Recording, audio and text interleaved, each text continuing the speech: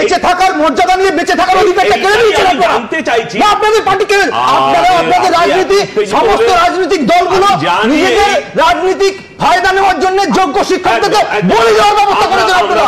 বলি দেওয়ার মতো ব্যবস্থা করছেন, এই যন্ত্রণা আপনারা বুঝবেন না। এটাই সাধারণ, আমি বুঝি, বুঝবেন না। আপনি না বললেও আপনাদের আমার এইটাই জানার প্রশ্ন যে আপনি এটা যুক্তির প্রশ্নে কথাটা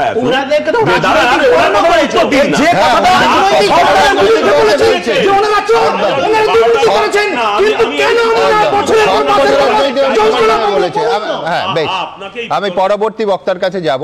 যে দেখুন 29শে মে আমি বলছি অমিত বাবুর এই আবেগ এবং এই ভাবুন তো এই মানুষগুলো কোথায় কোন খাদের ধারে এসে দাঁড়িয়েছেন আজকে।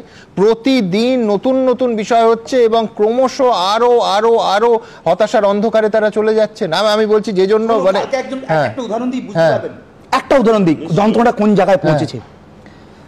কাল গত এই পরশুদিন আমরা যারা এই প্যানেলে আসতে পারেনি, কাট অফ ক্লিয়ার করতে পারেনি, কোচবিহার থেকে একজন স্যার এসেছিলেন। উনি কেমিস্ট্রির পিজি সেকশনের টিচার, 11-12 টিচার। উনি আমার কাছে এসে বলছেন, দাদা আমি 2 নম্বরের জন্য কাট অফ ক্লিয়ার করতে পারিনি। গতবার আমি কেমিস্ট্রির পিজির টিচার ছিলাম, 9-10 আমার পরীক্ষা খারাপ হয়েছে। পরীক্ষার আগে আমি আমার বাবাকে হারিয়েছি, আমার একমাত্র সন্তান হারিয়েছে। বলুন তো কোন যন্ত্রণা নিয়ে সেই লোকগুলো পরীক্ষা দেবে? কোন যন্ত্রণা নিয়ে? কত ম্যাডামের বাচ্চা নষ্ট হয়ে গেছে, পাগল হওয়ার মতো উপক্রম হয়ে গেছে সবাই। এখানে আপনারা রাজনীতি চমকাচ্ছেন। বাংলা সন্তান নয় আমরা? আমাদের কথা কে ভাববে? বিচার ব্যবস্থা ভাবছে না, রাজ্য সরকার ভাবছে না,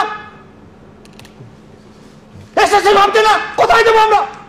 আর রাজনৈতিক দলগুলো বলেছে অল আর ফ্রড, ন্যূনতম সম্মান নিয়ে 45 অধিকার কেড়ে দিচ্ছেন আপনারা। আর আমার ছোট ছোট ভাই বোন সন্তান আমাদের ছাত্রছাত্রীদের সঙ্গে লড়িয়ে দিচ্ছেন আমাদেরকে। তারা আমাদেরকে দিন রাত হোয়াটসঅ্যাপ ফেসবুকে অপমান করছে। তাদেরকেই আমরা ক্লাসে পড়িয়েছি, তাদের সঙ্গে তো আমাদের লড়াই কোনো ছিল না। বিচার ব্যবস্থা দায় এড়াতে পারে না, রাজ্য সরকার দায় এড়াতে পারে না। আমি বুঝি না, আমি রাজনীতি বুঝি না, আমি বিচার ব্যবস্থা বুঝি না, আমি ন্যায় বিচার চাই।